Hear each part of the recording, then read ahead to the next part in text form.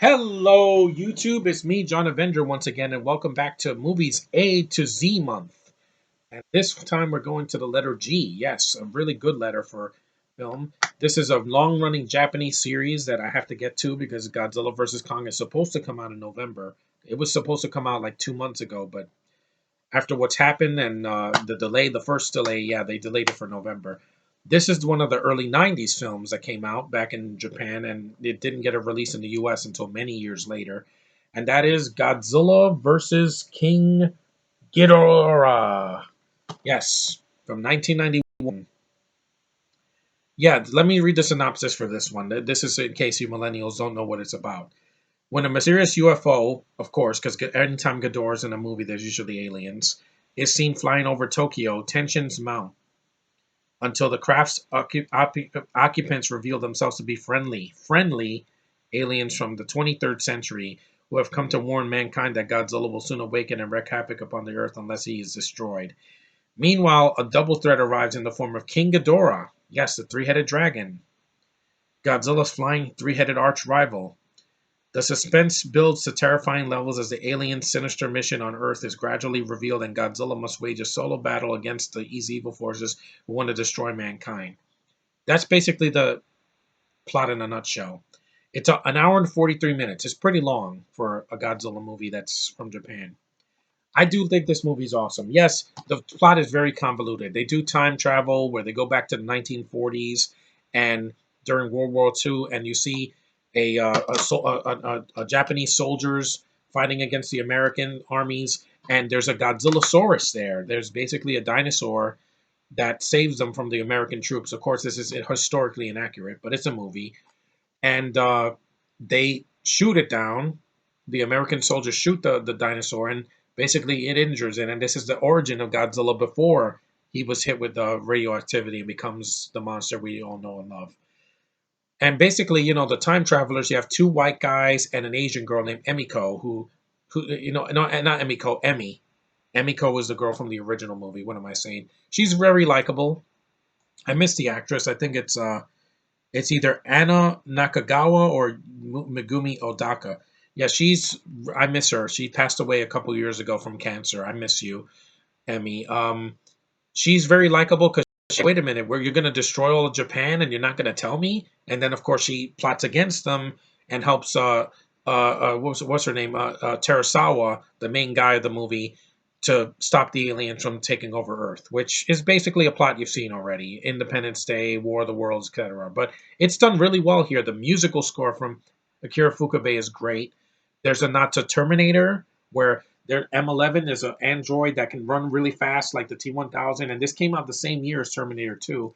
And he rips his clothes and he has half of endoskeleton. Yeah, it's a cheaper version of Terminator, but considering how low budget the original was, it fits. He's pretty likable, and he has more emotion than half of the droids in the new Star Wars movies. And also, yeah, the monster action is amazing in this movie. The effects look great. I love the updates on Ghidorah and Godzilla. They look great and badass and really dark and menacing. The destruction sequences are fantastic. There's more violence in this one. You have Godzilla shooting, blasting one of Ghidorah's heads off. We saw that in the new movie in Kingdom of the Monsters. So screw you, you people that hated it. You have the Mecha King Ghidorah at the very end. Yes, I'm going to spoil. There's going to be spoilers here, where the injured head is replaced with a robot. It has cool green eyes, and Emmy is piloting it and fighting Godzilla. That's pretty cool. There's also a scene with the Dorats, which, yeah, some people will say this is one of the weaker things about the movie, where Ghidorah's origin is that it's these three cute little dragons with green hair that get merged together and become one monster. But I'm like, hey, it's a different take on the monster, so it's not just he comes from space, like in the original King Ghidorah, in Gito the Three-Headed Monster. And yeah, the film is interesting. Like the sci-fi aspect, I like that aspect of the movie. It reminds me of Endgame, except they only go to a few time periods, not too much.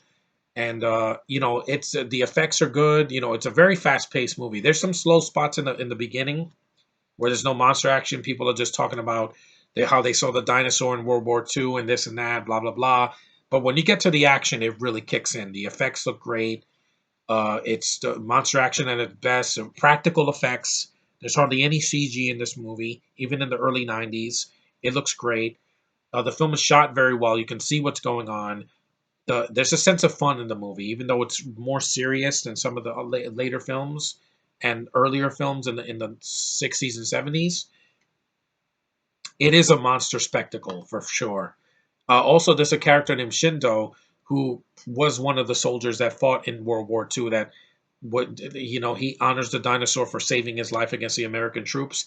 But then when what Godzilla does to him, it's a shocking moment. It's a moment that nobody saw coming, where he blasts him with a freaking atomic breath in the building, and I was like, whoa, that did not happen. And I'm like, yeah, and this movie, there's a reason why it was a huge hit back in Japan back in 1991 because it brought back Ghidorah and it took him seriously.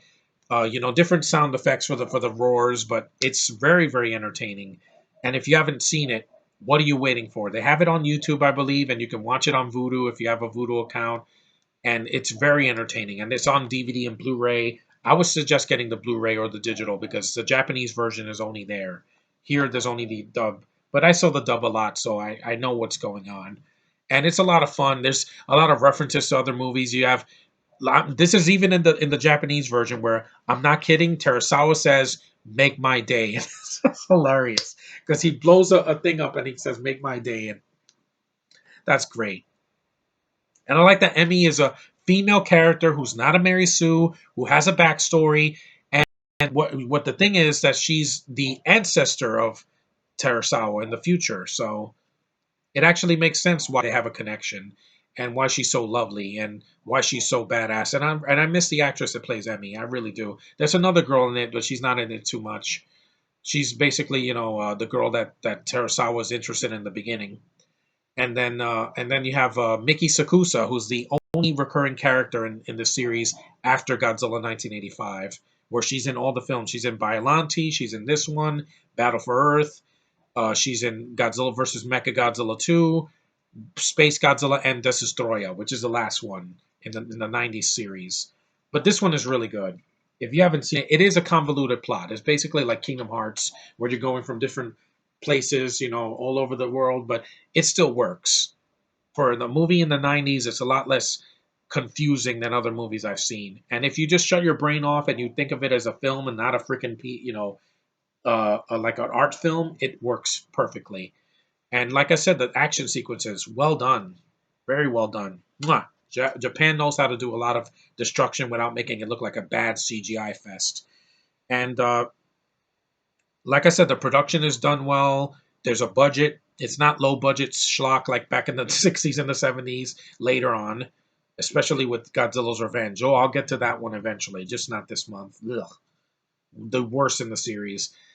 Yeah, but Godzilla versus King Ghidorah, if you haven't watched it, it's worth your time, and so are these other two films. If you're interested in monster action before Godzilla versus Kong, because that should be epic, but I'm keeping my expectations minimum because the last movie failed, and I didn't like Millie Bobby Brown in the last one. At least these characters are likable, and the movie's under 2 hours. Maybe you need to reduce the running time to make it more interesting, guys. We don't want 30 minutes of the human characters. It bores us to death, and we want to just get to the monster action. That's what worked in King of the Monsters. That's what worked in the Toho series. That's what worked with Gamera. That's what worked with freaking Rodan and Mothra and all these other characters. We want to see the monsters action doing things and people running away. That's more interesting than we're going to talk about how this monster came and we're going to say his name again and again and again and again. And exposition is just not needed, guys. You need 5 minutes of it. That's it. You don't need it for 2 hours. Here, it works fine. Because once the action kicks in, it doesn't stop. It just keeps going from one great spectacle to another, and it's just badass. And the score is really good. And like I said, it's a movie that still holds up. It's almost 30 years old next year, and it still holds up. And if you haven't seen it, you're doing yourself a disservice by not watching it. So, Godzilla versus King Ghidorah, awesome freaking movie.